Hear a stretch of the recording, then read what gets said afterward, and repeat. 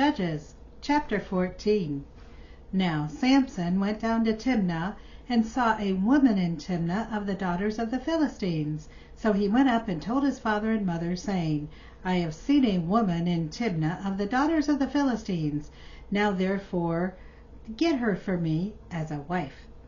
Then his father and his mother said to him, Is there no woman among the daughters of your brethren, or among all my people, that you must go and get a wife from the uncircumcised Philistines? And Samson said to his father, Get her for me, for she pleases me well. But his father and mother did not know that it was of the Lord, that he was seeking an occasion to move against the Philistines. For at that time the Philistines had dominion over Israel. So Samson went down to Timnah with his father and mother, and came to the vineyards of Timnah. Now to his surprise, a young lion came roaring out against him, and the Spirit of the Lord came mightily upon him, and he tore the lion apart, as one would have torn apart a young goat, though he had nothing in his hand. But he did not tell his father or his mother what he had done. Then he went down and talked with the woman, and she pleased Samson well.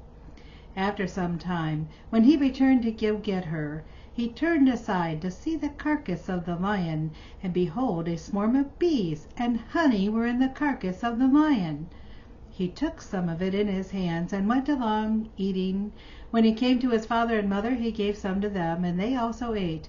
But he did not tell them that he had taken the honey out of the carcass of the lion.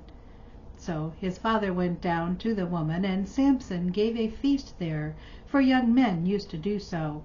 And it happened, when they saw him, that they brought 30 companions to be with him. Then Samson said to them, Let me pose a riddle for you. If you can correctly solve and explain it to me within the 7 days of the feast, then I will give you 30 linen garments and 30 changes of clothing. But if you cannot explain it to me, then you shall give me 30 linen garments and 30 changes of clothing. And they said to him, Pose your riddle, that we may hear it. So he said to them, Out of the eater came something to eat, and out of the strong came something sweet. Now for 3 days they could not explain the riddle. But it came to pass on the 7th day that they said to Samson's wife, Entice your husband, that he may explain the riddle to us, or else we will burn you and your father's house with fire. Have you invited us in order to take what is ours? Is that not so? Then Samson's wife wept on him and said, You only hate me. You do not love me. You have posed a riddle to the sons of my people, but you have not explained it to me. And he said to her, Look, I have not explained it to my father or my mother. Should I explain it to you? Now she had wept on him 7 days while their feast lasted.